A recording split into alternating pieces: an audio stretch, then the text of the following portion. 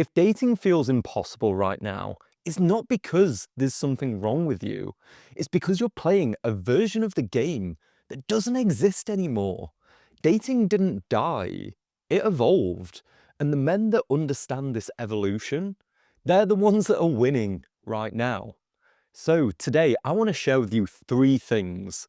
First and foremost, what actually changed in dating? Secondly, why it isn't over? And thirdly, how you can win in dating in 2026. So let's kick things off with how dating has actually changed.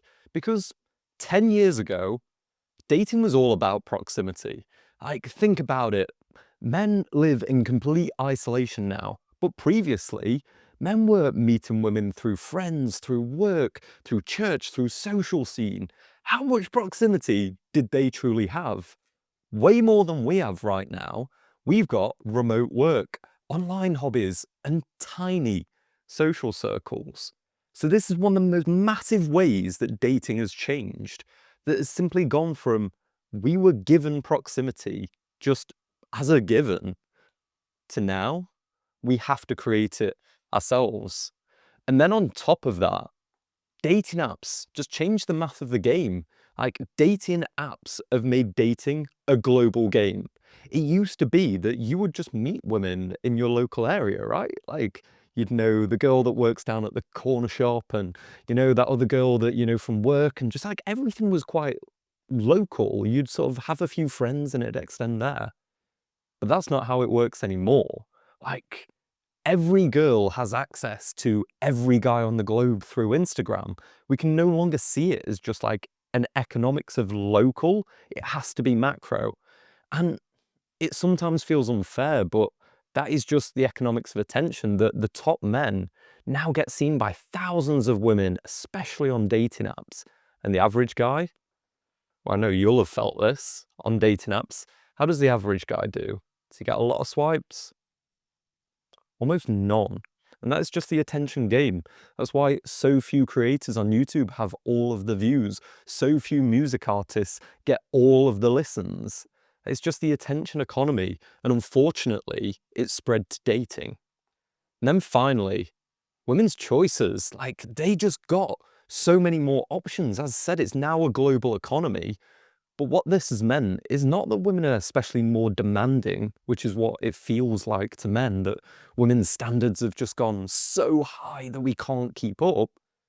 It's more like they've gone from being able to shop in one store to browsing the entire internet. It's just like what they can look for has expanded so much.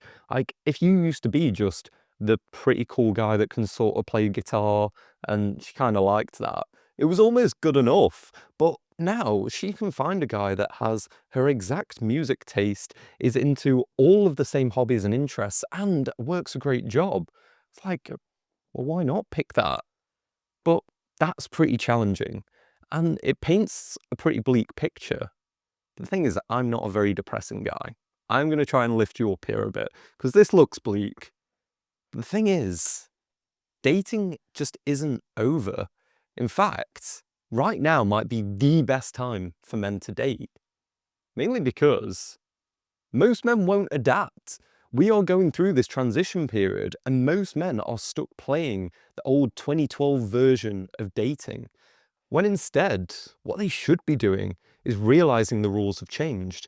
Because if they continue to do the low effort, low presence, no improvement, well, the bar's never been lower for the guys that actually want to do this.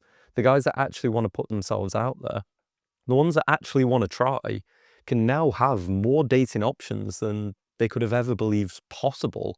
It just requires us to put in the effort, because we traded all of those interactions and ease of dating for convenience in the rest of our lives. How many times did we decide to get Uber Eats instead of going out? How many times do we choose to play video games instead of going to the party? Like, so many times we've chosen convenience that dating has now become a genuinely difficult task, but most people are still playing it as if it is something that's a given. So don't let that be you. And then next, women want connection, like now more than ever. And the best thing about this is any guy can offer her that. Like, Any guy, you don't need to be rich to offer a girl connection. This is not locking you out of the dating pool, and it's the thing women want most. In the modern day, they're like burnt out from low effort attention, just like these guys that are commenting on their Instagram, and just it all feels shallow and just unfulfilling to women. So what they're truly looking for is a man who is actually there, who is actually trying to connect with her and understand, who is she? This is like the number one thing that I tell all clients to go in with a mindset of, is just like, who is she? That's what I try and do. When I speak to a girl, the only game I'm playing is the who is she game. I want to understand, who is she really? Not just like, what does she do for work? Where does she grow up and things like that? I want to know who she truly is. Is she a morning person or a fucking night owl? Is she someone that is like super into reading because it gives her this escapism from quite a mundane life that she kind of feels lost in? Like, that's the detail that I want to go and connect with a girl truly on that visceral level. And that costs nothing. Any of you guys out there can master this. And then finally, real life is still a cheat code, at least for like the next decade, until we truly just move online in some metaverse BS. Women are still out in public, and barely any guys are talking to them. So if you get to be that guy, it's still a special experience for her. And yeah, I'm not going to paint a picture that approaching it's all roses and sunshines. Like, I've taken enough guys through this and done enough reps myself to know that, yeah, you will suffer some rejections, but the ones that truly connect with you through approach, they'll remember it for the rest of their lives, because they've been dreaming since they were a little girl of the guy that comes up to them at the bookstore, introduces himself, asks them on a date. That's their like ultimate dream. We just have to become the man that's capable of taking her through that dream in a way that she doesn't feel afraid, scared, desperate to not fucking like get out of the situation. And that's just basic skills. So that's why, like, right now, dating is not over. It's literally on a plate for the guys that want to put the effort in, that want to take dating seriously. Like, there's such a aversion to taking dating seriously and seeing it as a skill. But, like, that's so dumb. It's like, guys are like, "Oh, no, that's icky. Why would you do it? Oh, PUA nonsense." It's like, yeah, don't be a PUA, whatever. But, like, to invest time and effort into dating is one of the best investments you can ever do in the modern day. The most important relationship you will ever have in your life is your personal relationship with your partner. Like, that's gonna decide your happiness, it's gonna decide your income, it's gonna decide your health and longevity, and you're not going to put any effort in. Are you sure? Like, realistically, guys can build themselves to get spectacular partners. They can start off with nothing. They can start off with being the guy that's been rejected their whole life. I was that. And then take themselves to the point where they can get the girl of their dreams. They can date the girl of their dreams. It just takes effort. But so many guys are like, oh no, it's icky, you can't put effort in. It's like, it's so dumb. So dumb. So, how can you win? Right? And this is my speciality. That's what I do every single day of the week. I help guys learn the new rules of 2025, 26 to be able to get their dream go. And the first and foremost, you'll see this from like, what was the biggest issue was proximity. We need to rebuild proximity.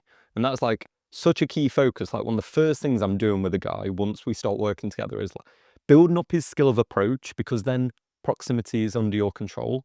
Yes, it's great to go to the rock climbing club, etc. and stuff, but you're still not in control of who turns up.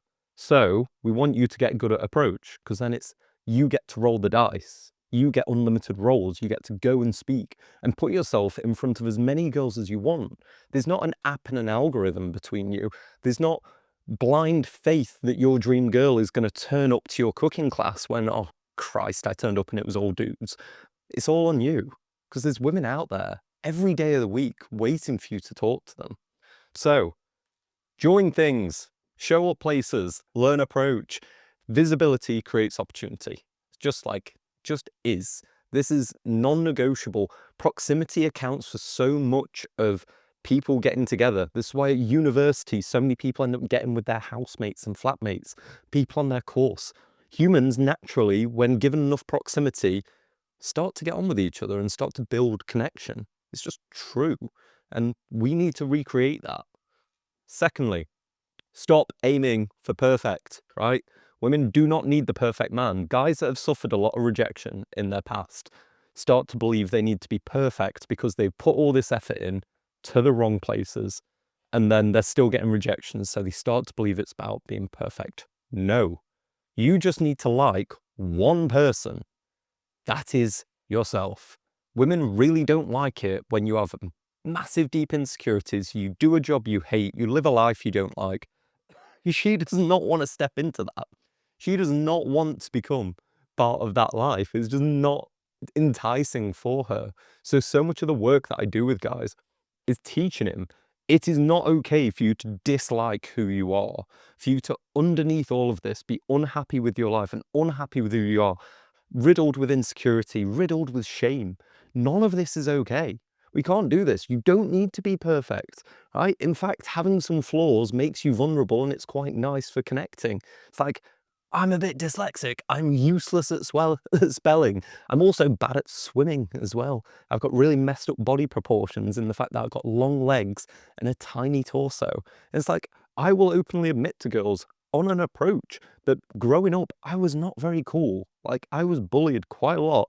I didn't hit puberty till I was like 17. And when everyone else was out meeting girls, I was baking cakes with my mum. Like, that is what I was genuinely doing. And I don't need to be perfect, because what do they then get to connect to?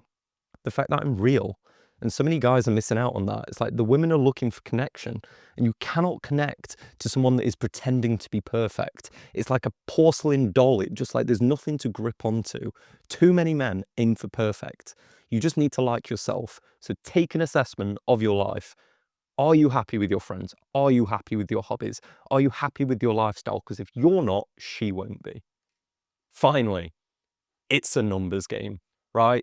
No one likes to fucking hear this. They all want the fucking Disney romance of just, they saw that one girl and like, oh my God, it was meant to be. And like, no, it doesn't exist anymore. We have decided to be such an individualistic society that we've like stretched and stretched to such a point where it's really hard to find people that are a good match for us, because we've leaned into our individuality so far. We don't have that many like crossovers. An easy way to see this is that just like in the TV and content that we used to watch, there used to be like 5 channels. If people talked about what they were watching, you had a 1 in 5 chance of it basically being the same thing. Now, everything's proliferated. The idea that you'll be watching the same thing, and that's one aspect of what you do, is going to be so vastly different. So we've gone so vastly different. In order to find the right match now, it has to be reps. We have to go because a bunch of them are already going to have boyfriends, a bunch of them aren't going to be interested in us, and we just have to take that on the chin and be like, right, this is all reps. I'm going to go in there, I'm going to speak to this girl, and I'm not going to take it personally. The only guys I've ever seen fail at trying to implement the new rules is because they take rejection too personally. They'll go up and speak to 2 girls, and they probably have boyfriends anyway, but they'll have seen that as a marker on their own self-worth, and it'll have crumbled them. Don't allow that to happen. She doesn't know you. She's met you for 2 seconds. It's not enough to do a complete judge on your character. It has to be a thing where we start to see this as, I'm going to go speak to her. I'm going to see how it goes. And if I went over there and I was polite, I followed my methodology for being able to do an approach and make it be polite, easy, well, I did my part. She wasn't interested. That's her loss. She didn't get to connect with somebody that was genuinely open and could have been seen as a gift. But if you see every rejection as, I am not worthy, you won't win. You will not win in 2026 if you take them personally. I've seen it. It hurts too much. It takes too much of a toll. There has to be that separation, that understanding that I'm not going to win every roll of the dice. I'm going to go in there and I will find the girl that I'm truly after. It might just take a few reps. Okay?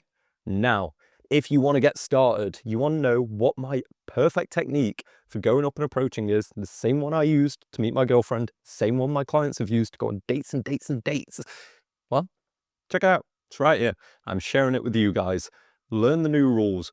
Be the guy in 2026 that crushes it. And it starts by checking out that video.